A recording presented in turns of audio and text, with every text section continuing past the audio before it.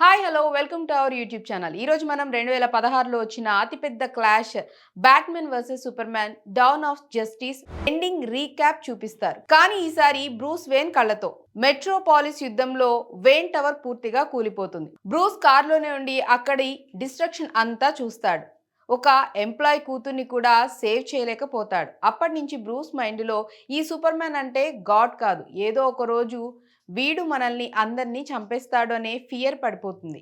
18 నెలల తర్వాత Clark Kent ఇప్పుడు డైలీ ప్లానెట్లో పనిచేస్తూ లాయిస్తో డేటింగ్ మోడ్లో ఉన్నాడు. కానీ ఆఫ్రికాలో ఒక టెర్రరిస్ట్ క్యాంప్లో సూపర్ మ్యాన్ బ్లేమ్ వేస్తారు. సెనేటర్ ఫించ్ సూపర్ మ్యాన్ని హియరింగ్కి పిలుస్తుంది. ఇదే టైంలో గోతంలో Batman full brutal mode on చేశాడు. బ్రో క్రిమినల్స్ని బ్రాండ్ చేస్తూ ఒక్కడిని కార్ డోర్తోనే కొడుతూ ఆల్రెబ్డ్ సార్ మీరు మారిపోయారు అంటున్నా వినడు. ఇప్పుడు ఎంటర్ లెక్స్ లూథర్. ఈడు full psycho plus genius mix. లెక్స్కి క్రిప్టాన్ షిప్ జోడ్ బాడీ పడేసే ప్లాన్ వేస్తాడు. బ్యాట్మెన్కి క్రిప్టోనైట్ దొరుకుతుంది. దాంతో సూపర్ మ్యాన్ని కిల్ చేయాలని ఆయుధాలు తయారు చేస్తాడు. లెక్స్ అవుతాడు. ప్రజలు ఇంకా ఎక్కువగా హేట్ చేస్తారు. లెక్స్ ఇప్పుడు బ్యాట్మ్యాన్ని సూపర్ మ్యాన్ని ఫైట్ చేయించడానికి కిడ్నాప్ చేసిన మార్తా కెంట్ లూయిస్ ఫోటోలు పంపి మార్తాని సేవ్ చేయాలంటే బ్యాట్మ్యాన్ తల తెచ్చి ఇవ్వు అని చెప్తాడు.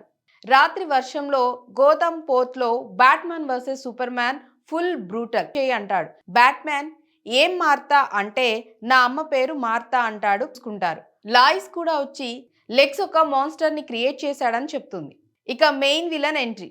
లెక్స్ జోడ్ బాడీ ప్లస్ తన బ్లడ్కి క్రిప్టోనైట్ స్పియర్తో సూపర్ మ్యాన్ డూమ్స్ డేని పొడి చేస్తాడు. కానీ ప్రపంచం మొత్తం సూపర్ మ్యాన్ ఫర్నర్. ఒకటి వాషింగ్టన్లో ఖాళీ కాస్కెట్, మరొకటి స్మాల్ విల్లో అసలు బాడీ. చివరి షాట్లో కాస్కెట్ మీద ఉన్న మట్టి కొంచెం కదులుతుంది. పోస్ట్ క్రెడిట్ లాంటి సీన్లో బ్రూస్ డయానా కలిసి జస్టిస్ లీగ్ ఫైల్స్ ఓపెన్ చేస్తారు. ఫ్లాష్, ఆక్వామెన్, సైబోర్గ్ ఫోటోలు చూపిస్తారు. ఇక ఒక్కడితో కాదు, టీం కావాలి అని బ్రూస్ అంటాడు. సో ఇది Batman versus Superman full story. ఈ స్టోరీ ఎలా అనిపించిందో కామెంట్స్లో చెప్పండి. అలాగే రివ్యూ నచ్చినట్లయితే మా ఛానల్ని లైక్ చేయండి, షేర్ చేయండి, సబ్స్క్రైబ్ చేసుకోండి. మరొక అప్డేట్తో మళ్ళీ మీ ముందుంటాను.